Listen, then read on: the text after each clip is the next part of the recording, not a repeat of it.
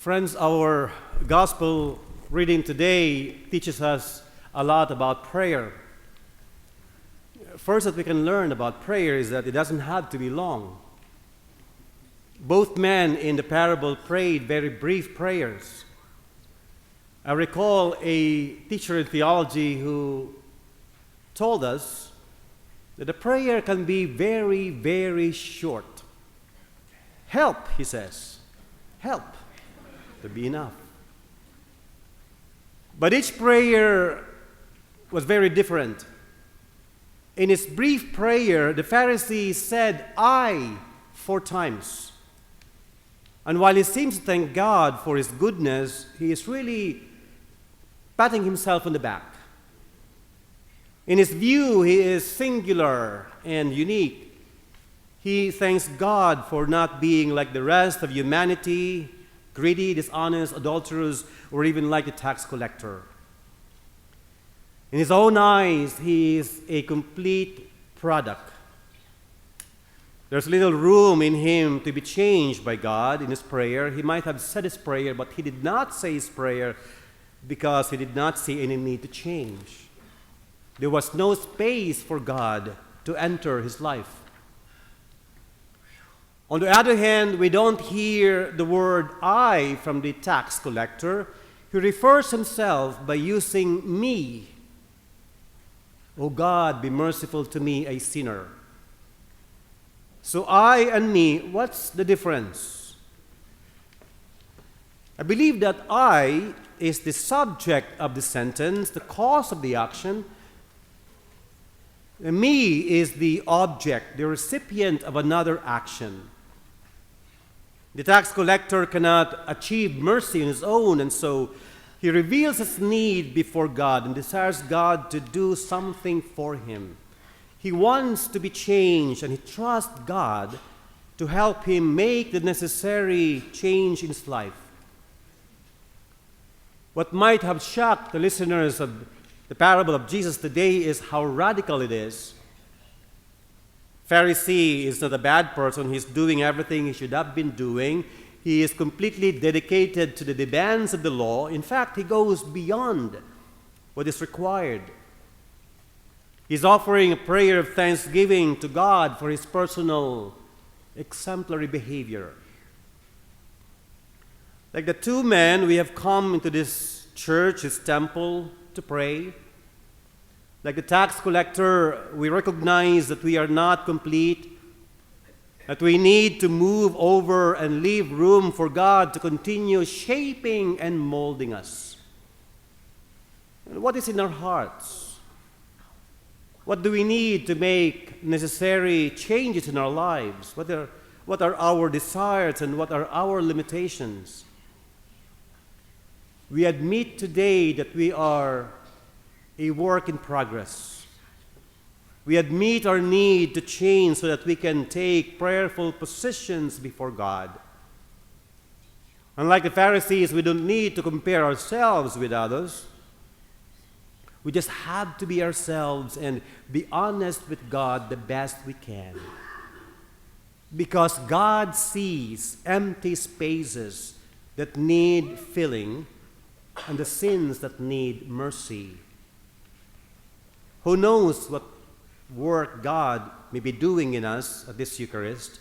Who knows what changes might come about in our lives in God's hands today? So having said that, let me turn to what I need to do this Sunday, our commitment weekend. And I want to begin by saying thank you. Over the past week, many of you have taken the time to reflect about your own giving. You have prayed, you have talked with your family and loved ones, you have considered how your gifts support the mission of this parish. And you have heard me in the recorded message last Sunday that your sacrificial giving is an investment to God's work being done or being accomplished in our midst. And your weekly giving makes everything we do here possible, from the celebration of the Mass, to our faith formation program, to our youth ministry, to outreach to the poor, to pastoral care and the upkeep of our facility, And every ministry, every act of service is supported by the offertory gifts of our parishioners. When you give with intention and purpose, you are helping build a stronger, more faithful, more vibrant St. John's Parish. You're answering the call to serve. Last weekend, we introduced a theme of our offertory program, St. John called to serve, sharing our blessings and strengthening our parish. The theme isn't just words, they are invitation. And today, we respond to that invitation by making a commitment. And I would like to ask our ushers to come forward and pass the baskets that have the pledge cards and pencils. If you're able, you can get a pledge cards. It looks like this, white on the inside and colorful red on the outside. There are also enough copies for everyone. So ushers, please come forward and pass the basket.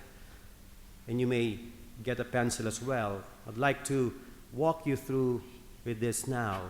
There are 4 important sections on this pledge card. One is my weekly offertory commitment.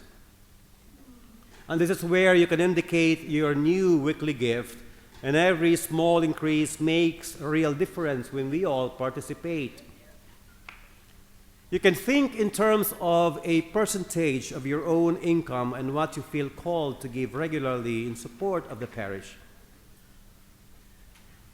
The second is my legacy of faith. And here you can indicate if you are committed to creating or updating your will. And this year we have partnered with My Catholic Will, a free online tool that helps you create a legal will under 20 minutes. And including a gift to the parish in your own will is a powerful way to leave a legacy of faith for future generations. The third is consistent online giving, and you all know that we have our Give Central as our online platform. And this section lets you commit to starting or updating your recurring online gift. It is simple, reliable, and helps the parish budget more effectively throughout the year. There's also a QR code found at the back page of your pledge card, which you can scan, and I'm sure everyone knows how to do it. If you have no idea how to scan a QR code, ask a young person. And the QR code is actually updated. It links you directly to our parish offertory portal. And the contact information and prayer request, please take a moment to update your name, your address, your phone number, and email. This helps us stay connected with you and ensures you that you receive important parish updates. If you have prayer intentions, please write on the space provided, as we will also be lifting these prayers in the coming weeks. Take a moment to now begin filling out your card. And if you need a card, just raise your hand and the usher will come to you and give you a card or a pen or a pencil, because later on the ushers will collect them shortly.